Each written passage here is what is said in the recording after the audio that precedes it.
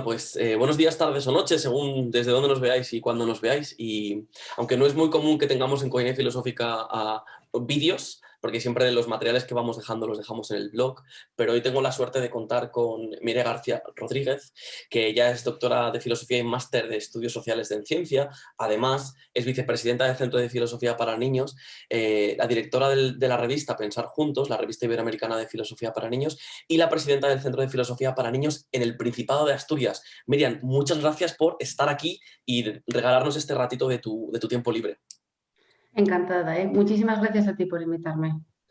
Hoy, bueno, te escribí para preguntarte si podíamos tener una pequeña entrevista, porque yo sé que hay un material que tú has diseñado y que bajo mi percepción está muy poco difundido y me da mucha pena, pero creo que además hoy, 8 de marzo, es un buen momento para hablar de este libro. Pero antes me gustaría hacerte un par de preguntas para encaminarnos acerca de este libro tuyo. Sí. ¿Qué crees que ha pasado tú en el mundo del saber y del pensamiento con las mujeres? A ver, lo he pensado mucho, ¿eh? Pero como tenemos que ser breves y concisos, yo creo que lo resumiría en que han pasado básicamente dos cosas. Y una, o la primera, ¿no? Sería como una especie de malentendido, por decirlo suavemente, sobre las capacidades, ¿no? que tenemos las mujeres, sobre lo que somos capaces de hacer. Y en segundo lugar, y como consecuencia de ello, pues una injusticia histórica, ¿no? Que nos ha relegado pues, al ámbito privado, ¿no? Nos ha excluido del ámbito público. Yo creo que básicamente eso es las dos cosas que han pasado, no solo en el mundo de la filosofía, sino también en todos los ámbitos de la vida pública, porque estaba pensando en, no sé, en la gastronomía, en la moda, en el deporte, en la ciencia, en el arte, o sea, mires donde mires, siempre que estamos pensando en el ámbito privado del hogar, se suele asumir, por ejemplo, que la que cocina es la mujer, ¿no? Y sin embargo, cuando vamos al ámbito público, los grandes chefs, ¿no? Son todo hombres, ¿no? Y pasa lo mismo, por ejemplo, con la moda. Pensamos siempre en una costurera o en una modista y, sin embargo, los grandes diseñadores pues, son todos hombres. ¿Y dónde crees entonces que estaban esas mujeres que hicieron los grandes avances en el pensamiento, la ciencia, el saber? ¿En el ámbito privado? ¿O porque hubo mujeres, no? Sí, sí. Pues es que muchas veces quedaban relegadas a ese ámbito privado aunque ellas hicieran grandes descubrimientos o bueno, pues, crearan grandes obras, ¿no? Yo creo que muchas de ellas fueron invisibilizadas, entre otras cosas, porque a lo mejor tenían que utilizar seudónimos. Hay muchísimas autoras que las conocemos por su nombre masculino, ¿no? Fernán Caballero, Colette, bueno, pues pensábamos que eran hombres y eran mujeres, ¿no? Detrás de esos seudónimos. Y luego también porque hay lo que se llaman colegios invisibles, ¿no? Hay una especie de, hay lugares, ¿no? Espacios de socialización que son marcadamente masculinos y que no llegan ahí las mujeres, ¿no? Estaban pues, los banquetes que describía Platón y no se permitían que las mujeres fueran, los clubs de caballeros, ¿no? Como la Royal Society. E incluso ahora, ¿no? También hay muchos espacios en el siglo XXI que se excluyen a las mujeres. No sé, por ejemplo, el after work, ¿no? Que está muy de moda, o la hora feliz. Pues nosotros, como tenemos esa triple tarea de que salimos del trabajo y tenemos que ir a buscar a los niños al colegio, bañarles, darles la cena, pues no podemos estar en esos espacios socializando con el jefe, negociando las condiciones de aumento, contando. Estamos totalmente excluidas porque la propia cultura nos excluye, ¿no? Está todo construido para la dominación masculina. Vale. Sin embargo, y ahora que mencionamos a Platón, es verdad que en el banquete hablan de Diotima y, por desgracia, es una de las filósofas o pensadoras, o tal vez no existentes, o personajes de ficción, quién sabe, porque no sabemos nada de ella, y ese también es otro de los grandes carencias de nuestra área, que es que mucho pensamiento femenino o pensamiento de mujeres o se ha olvidado, o se tiró, o se destruyó, o no sabemos dónde está, ¿no? Sí, exactamente. Y además eso, como con ese halo de misterio, ¿no? Porque a Diotima la presentan ni siquiera como una filósofa, sino como una sacerdotisa. Pues esos roles a los que estábamos nosotras relegadas, ¿no? Sacerdotisas, diosas, vírgenes, princesas. pero nunca creadoras, ¿no? Lo mejor de lo mejor. Pero bueno, para eso Sí. está este material que estamos presentando hoy para que cualquier persona, sea del área que sea, pero en especial nosotros que somos de filosofía, lo puedan usar. ¿De qué trata este libro? ¿Habrá mujeres allí? ¿Una misión de espionaje? Pues trato de recuperar a algunas mujeres en la historia de la filosofía. La selección, la verdad es que para mí fue muy difícil, porque claro, hay muchas. Entonces traté de mostrar a aquellas que además de haberse preguntado por los grandes temas de la filosofía, pues también tenían ese punto de reivindicación, ¿no? Del lugar de la mujer. Y bueno, pues trato de mostrar un poco su vida y las batallas, ¿no? Que tuvieron que luchar y bueno, pues toda la discriminación que vivieron. Entonces, un poco la motivación que te llevó a escribirlo era esto, ¿no? El volver a dar luz a unos personajes históricos que han estado ahí, que han avanzado en el pensamiento filosófico y científico de su época y que de repente pues habían desaparecido de los libros de texto, ¿no? Claro, es que yo utilizo mucho los materiales de filosofía para niños en el aula, porque la verdad es que son muy útiles para abordar estos temas filosóficos. Y la verdad es que los manuales, por ejemplo, son muy útiles. Siempre te dan alguna breve referencia del tema que se está abordando, te dan a lo mejor algún texto, algún ejercicio que siempre también te comentan algún autor. Entonces, está muy bien, pero era todo justamente autores hombres, filósofos hombres, no había mujeres filósofas. Y yo necesitaba, porque tampoco los libros de texto las incluyen, ¿no? María Zambrano muy al final, pero ¿quién llega a María Zambrano, no? Pues casi nadie.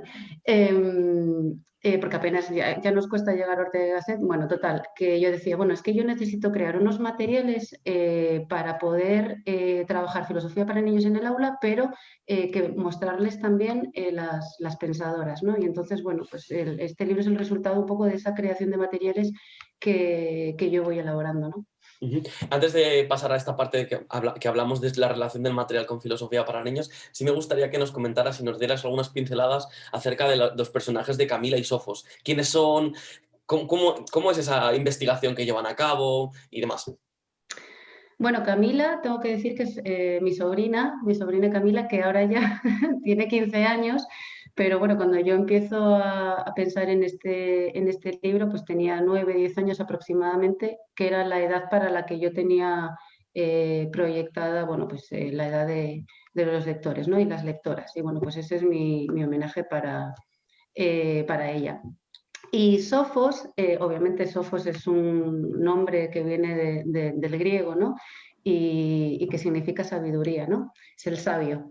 Y es un sabio extraterrestre que trata de justamente de investigar, ¿no? De estudiar el planeta Tierra. Y entonces, bueno, pues acude a los libros de texto, trata de investigar y se da cuenta de que no hay mujeres en los libros de texto. Y entonces él dice, ¿qué pasa? ¿Qué planeta más extraño? No, no hay mujeres, solo hay hombres. Voy a investigar y baja. Y entonces nada, ahí se topa con Camila y lo interesante es que Camila, como cualquier preadolescente de su edad, pues se hace muchas preguntas, ¿no? Se interroga muchas cosas un poco como resultado, como consecuencia de sus propias experiencias.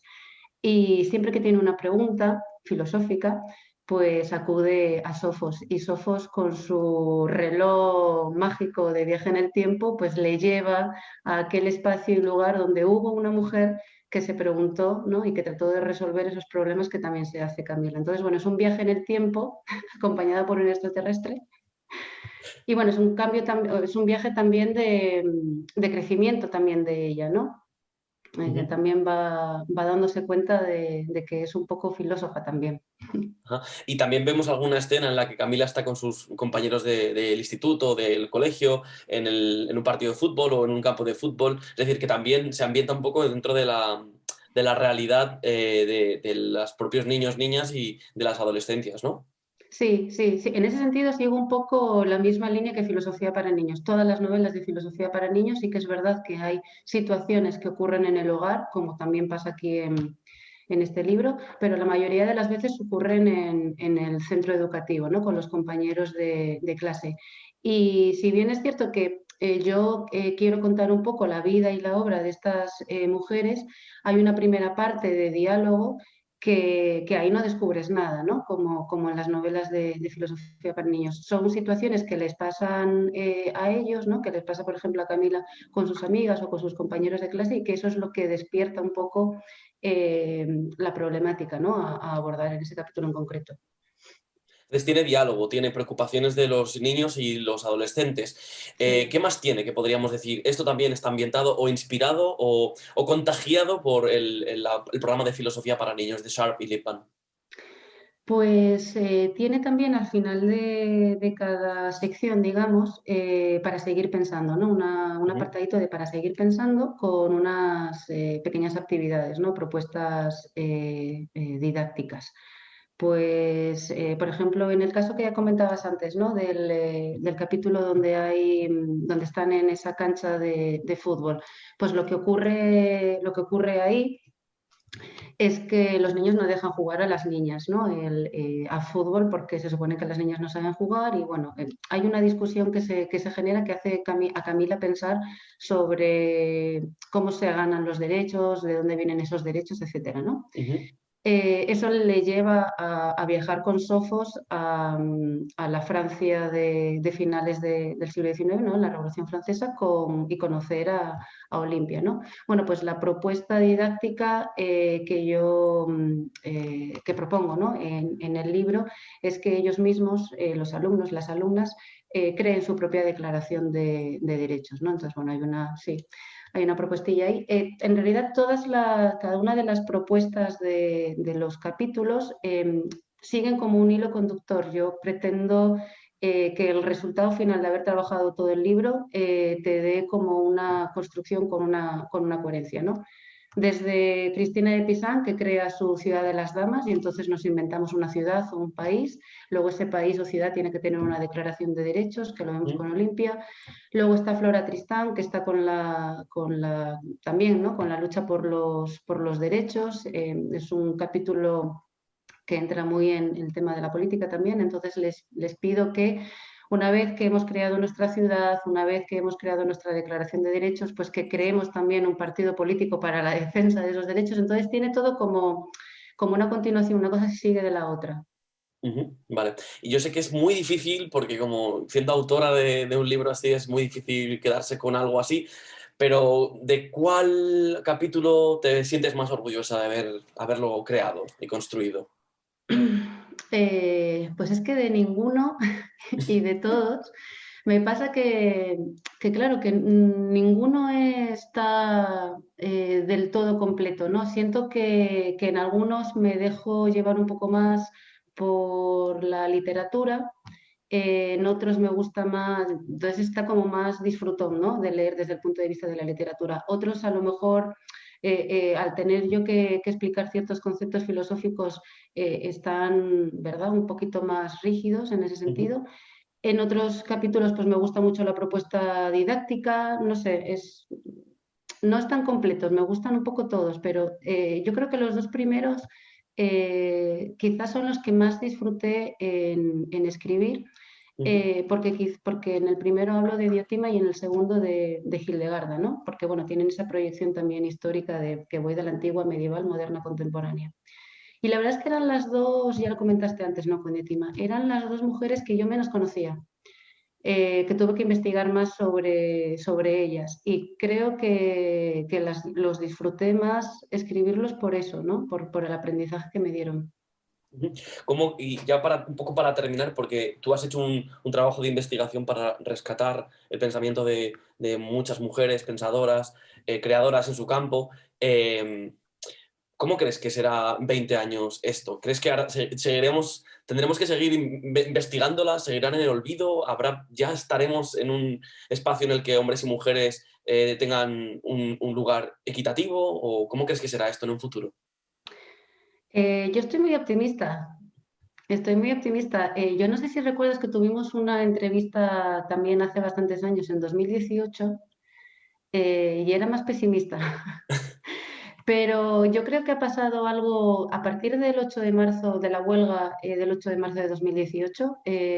Yo siento que hubo un cambio. Una de las cosas que te había dicho en esa entrevista era que nosotras todavía no habíamos tomado conciencia de clase, de que éramos una clase oprimida. Yo creo que eso ya está superado, ¿no?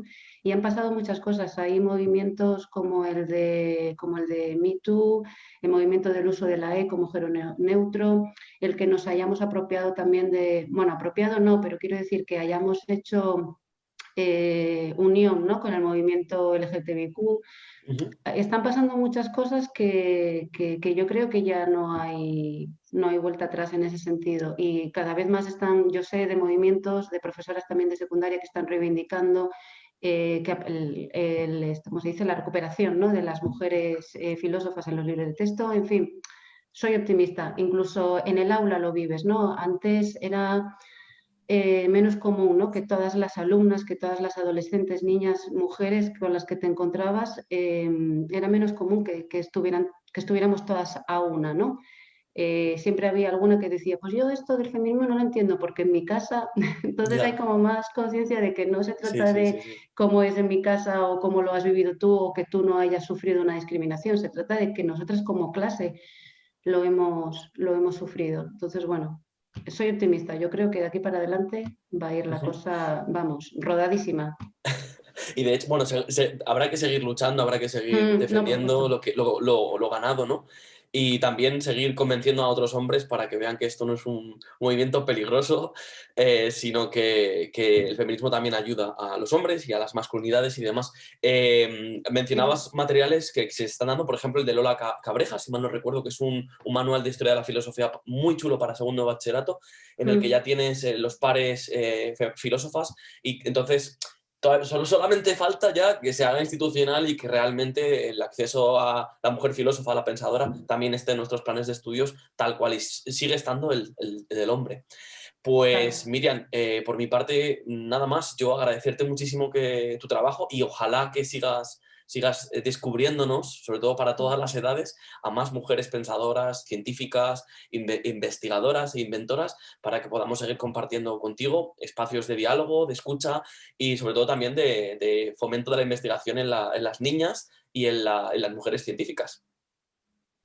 Pues sí, en eso estamos. De hecho, ahora en Asturias tenemos un proyecto que se llama Pensando en la Biblioteca y ahora en todo el mes de marzo vamos a empezar, ¿no? Ya hemos empezado, pero bueno, vamos a publicar pequeñas historias, fragmentos de esas mujeres, ¿no?, que han quedado olvidadas, pero que son grandes, grandes creadoras. Entonces, seguimos en eso todos los días, un poquito de un granito de arena.